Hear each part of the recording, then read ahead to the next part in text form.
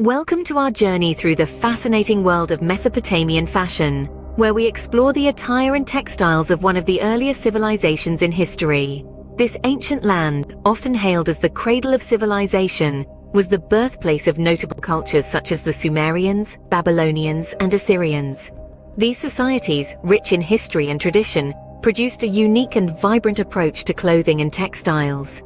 In the heart of Mesopotamia, fashion was more than just a means to cover the body.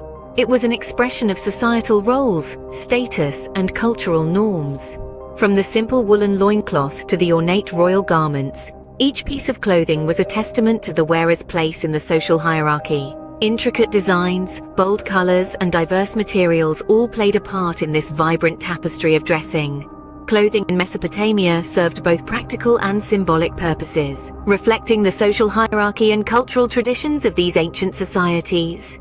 Mesopotamian clothing was made primarily from natural fibers such as wool, linen, and leather.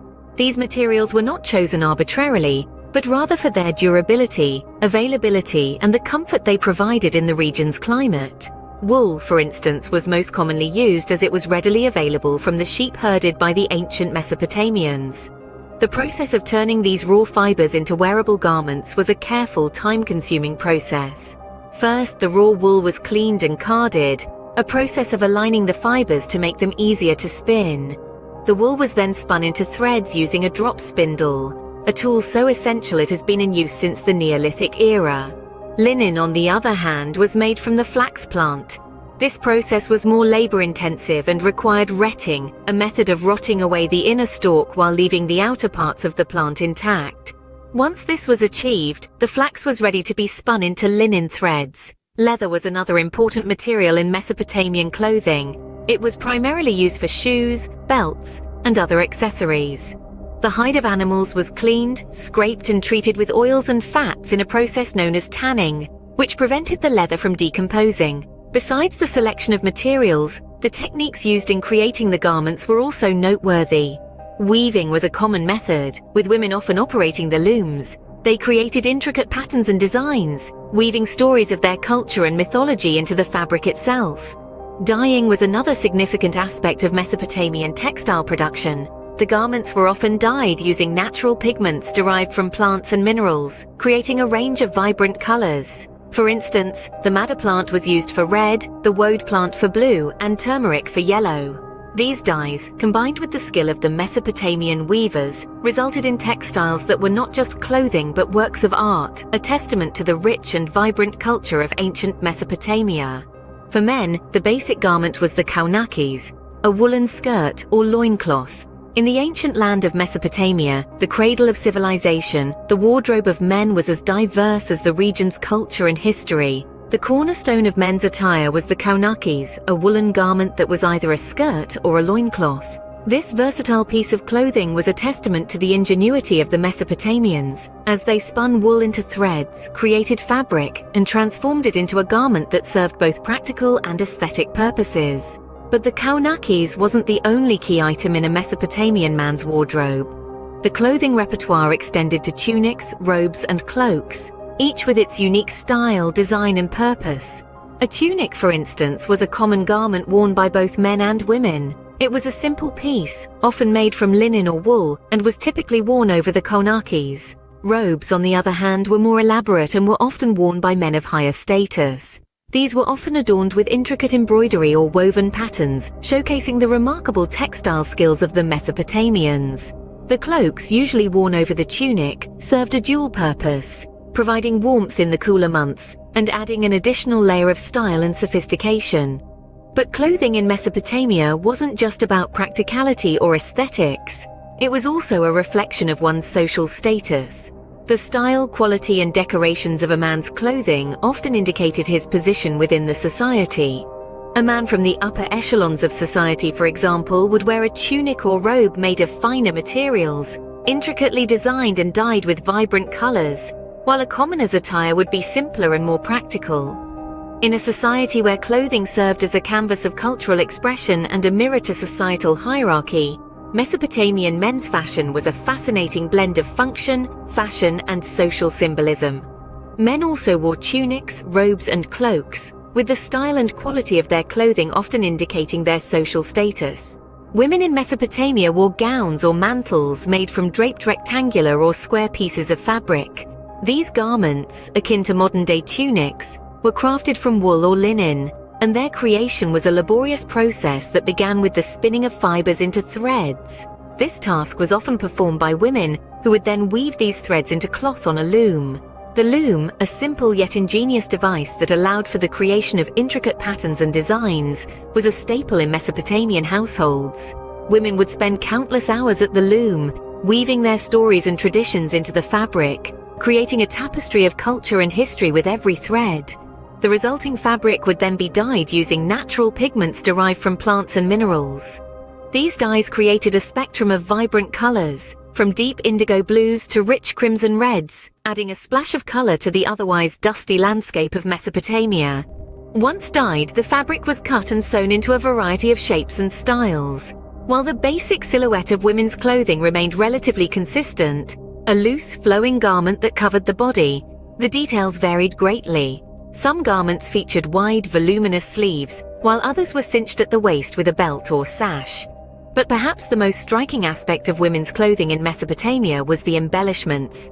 Intricate embroidery, fringes and tassels adorned these garments, adding a touch of elegance and sophistication. These details were not merely decorative, they were a testament to the wearer's skill in textile arts. Embroidery in particular was a highly valued skill, and women would spend hours crafting intricate designs using colored threads. These designs often depicted scenes from mythology or nature, serving as a form of storytelling and self-expression. Fringes and tassels, on the other hand, served a more practical purpose. They added weight to the garment, allowing it to drape beautifully and move with the wearer. But they were also a symbol of status, with the most elaborate fringes reserved for the elite. Women's clothing was often adorned with intricate embroidery, fringes and tassels, reflecting their skill in textile arts. Through their clothing, women in Mesopotamia were not just dressing themselves. They were weaving a narrative of their identity, their culture, and their place in society. Both men and women adorned themselves with jewelry, including necklaces, bracelets, earrings, and hair ornaments. Indeed, in the land of Mesopotamia, accessories were not just mere embellishments. They were symbols, declarations, and narratives. In the heart of every piece of jewelry, there was a story. The story of its wearer's status, wealth, and religious beliefs. Precious metals like gold and silver were used extensively, often combined with semi-precious stones, such as lapis lazuli, carnelian, and agate. These materials were not chosen randomly. Each had a symbolic significance, reflecting the Mesopotamians' deep connection with the natural world and their spiritual beliefs. Mesopotamians were masters of the art of metalwork, crafting intricate designs that were inspired by their surroundings. Everything from plants, animals, to celestial bodies and mythological creatures were depicted in their jewelry, each element carrying a symbolic meaning. For instance, rosette motifs were popular, often representing the goddess of love and war, Ishtar. Bracelets and armlets were common, often worn in pairs. Necklaces and earrings varied in complexity, from simple bead strands to elaborate pieces with pendant amulets. Hair ornaments, including hair rings and pins, were also common, particularly among women. In essence, the adornments of Mesopotamia were not just about aesthetic appeal. They were a form of self-expression and a reflection of personal identity. They were a testament to the wearer's social standing, religious convictions, and even their worldview. Jewelry served as symbols of wealth, status, and religious significance, with intricate designs inspired by nature, mythology, and symbolism. The influence of Mesopotamian fashion can still be seen today in the traditional clothing and textiles of modern Middle Eastern cultures. Our journey through the annals of Mesopotamian fashion lands us in the present, where we continue to see its enduring influence. The echoes of this ancient civilization can be found woven into the fabric of contemporary Middle Eastern fashion, a testament to the longevity and impact of Mesopotamian style. The kaunakis, the woolen skirt or loincloth worn by men in ancient Mesopotamia, has evolved over time. Today it can be seen in the form of the izar, a traditional garment worn throughout the Middle East. Similarly, the gowns or mantles worn by Mesopotamian women can be seen in the flowing abayas and kaftans worn by modern Middle Eastern women. The art of dyeing fabric using natural pigments, a technique mastered by the ancient Mesopotamians, is still practiced today, adding vibrant hues to the textiles of the region. And the art of intricate embroidery, once a symbol of skill and status, remains a cherished tradition. Even the jewelry that once adorned the people of Mesopotamia has found its way into the present, with contemporary Middle Eastern jewelry often featuring designs inspired by nature, mythology, and symbolism, just as it did thousands of years ago. Indeed, the legacy of Mesopotamian fashion is alive and well. From ceremonial attire to everyday garments, the legacy of Mesopotamian fashion continues to inspire and celebrate the rich cultural heritage of the region. Thank you for joining us on this journey through the history of Mesopotamia fashion. Don't forget to like and subscribe for more fascinating insights into history.